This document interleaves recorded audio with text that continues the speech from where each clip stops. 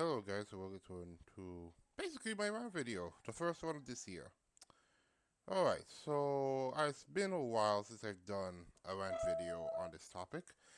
Um, so it seems that Ukraine is everywhere in the war. Russia have lost more ground now, and Ukraine has gained more ground. The 2025 Russian campaign utterly failed. It's funny. Willie Oldman history legends were were being like cheerleaders for the Vatniks. Basically say, oh, the 3035 campaign is gonna destroy the Ukraine army and it's gonna wipe out it and it's gonna make them win the war. Hooray, hooray. Of course, they tried to say like they didn't want that to happen, but they did. And it completely failed. They only took Pokrovs like in January or February, I recall. And they basically failed in every objective they had. They literally losing ground in the east, in the south. But something weird happened last year during the whole 2025 offensive. Dopapilia, or the Dopapilia pocket. That place was the only time there was an actual crisis at that year. When the Russians were able to infiltrate lots of forces, lots of infantry specifically, we're going to talk about that later, into a place that the Ukrainians were defend well and occupy that amount, including actual defensive positions they were going to use against the Russians, it seemed like, oh, people like Mark Taco say, oh, it's all over. The Russians have finally were able to break through. We can do everything they want now, right? And it was like for 3 days, it seemed Ukrainian people were doom posted and were saying that all was lost. But 3 days passed and nothing.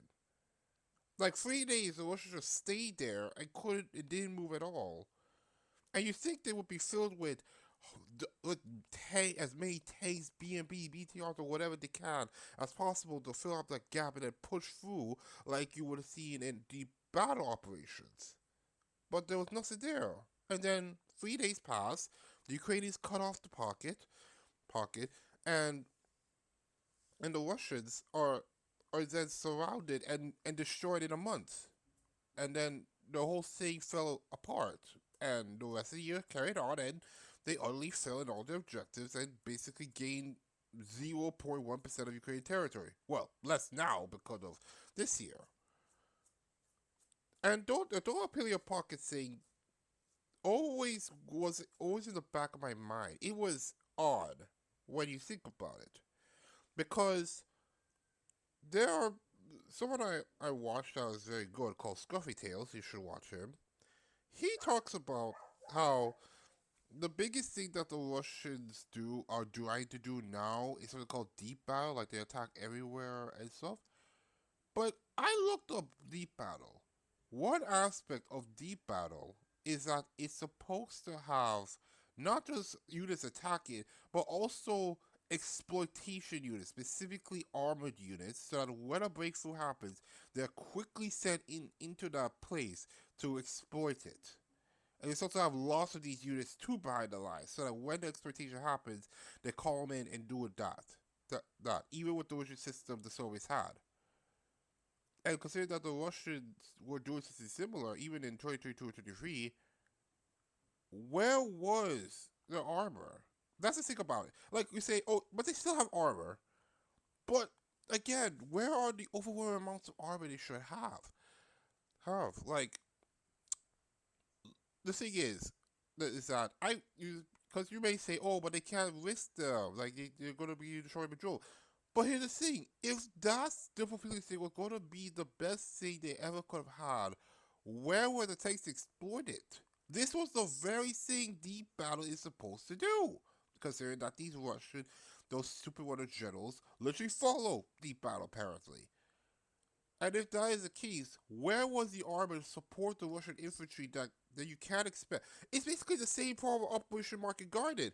You can't expect light infantry to hold on against armored attacks by determined enemy forces, because that's exactly what happened to the Russians there, where the Ukrainians instantly counterattacked with their armored forces and infantry and destroyed them. Because of course that's going to happen. How could? Because they had no support at all. Oh wait, the only support they sent was one tank and I think two BMPs, and they both got destroyed instantly, way after the fact. That was odd to me because it's like, is the Russians that stupid that? Because it was 3 days. It wasn't like it was one day and the Ukrainians instant counterattack. It was 3 days they had to do anything, and he did nothing. And it's so odd to me. Like, where were their tank forces? Even when we say, oh, they tried to trust it.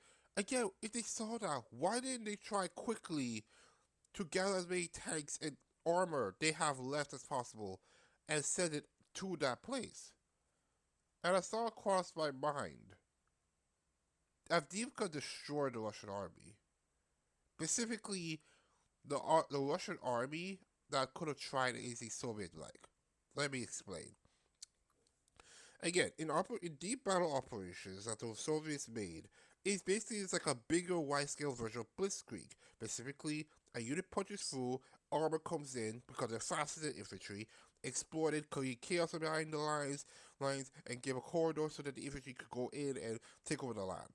That is the footnotes version of it. And the Russians are using Soviet tactics. And not to mention, we saw them using lots of tanks in the war, or at least early on in the war, until Ukraine, I technically destroyed them all. I'm talking about that. What is odd to me is that if that was going to be the thing, see, all right, I'm sorry. It's just that that's the thing.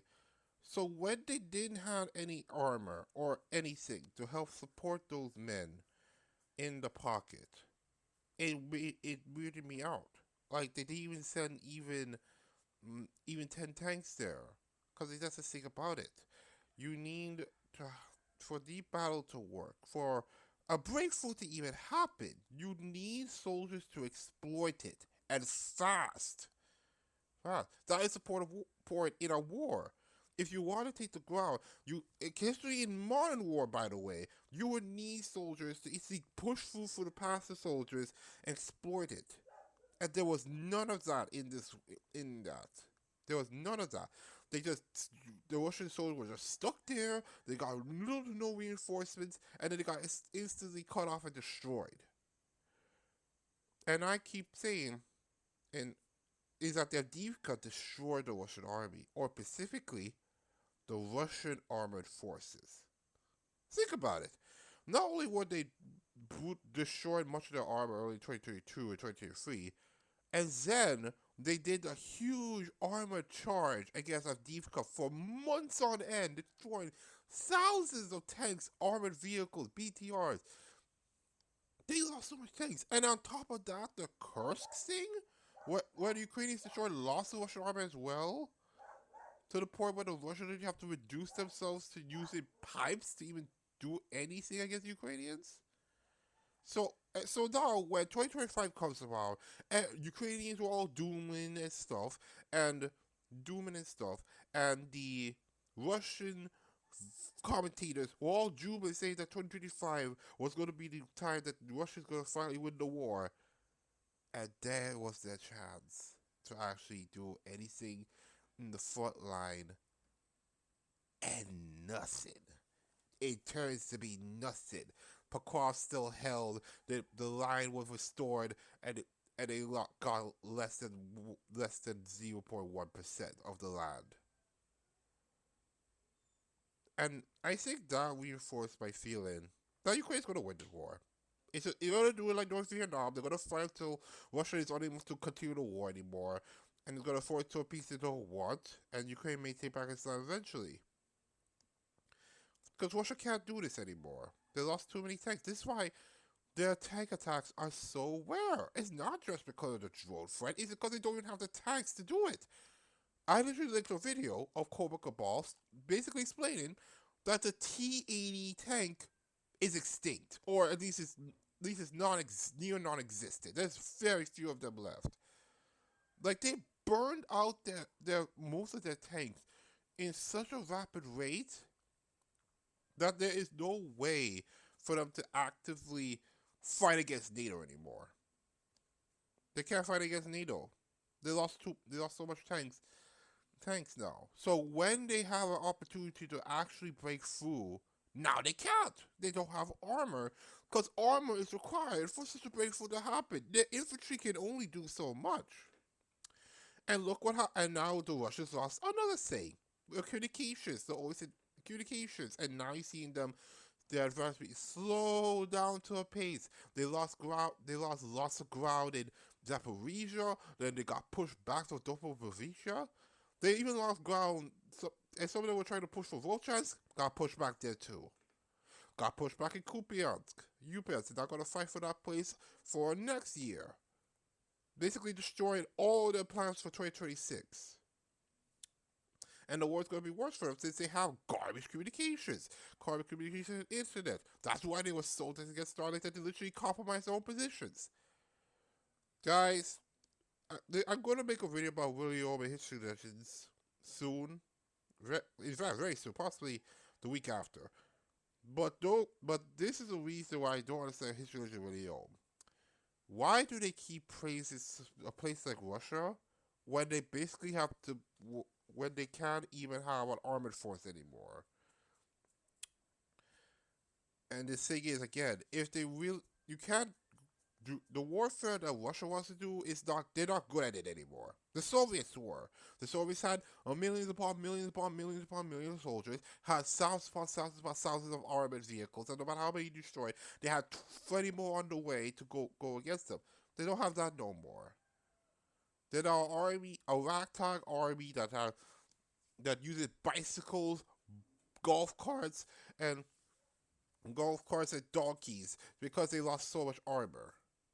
There's no way for them to win this war, truthfully. The only way they could have ever won this war was was in 2022. And I'm gonna make a video about that too. That the only way they could have won was in 2022 at a certain point. But they lost it and they never could win again. They lost the chance. Just like how Germany lost the chance in 1914. They lost the chance. But yeah, that's my rant on it. I feel like Avdiika destroyed the Russian army way worse than we could have thought. There are thought, and now we see the consequence of it. They don't have an armored force, or at least an armored force capable of doing what they want to do in any breakthrough. This is why I'm not worried about the Southern Front as much anymore, because that would have, because they would say, oh, they're gonna break through and stuff to the flatlands. Do they have armor for that? That's the thing about it. You would need armor to explore such a field. But if they don't have that, why are we worried about it? They don't have a concerted armor force to do that. But anyway, that's my thoughts on the whole thing. See you guys in the next video and see ya.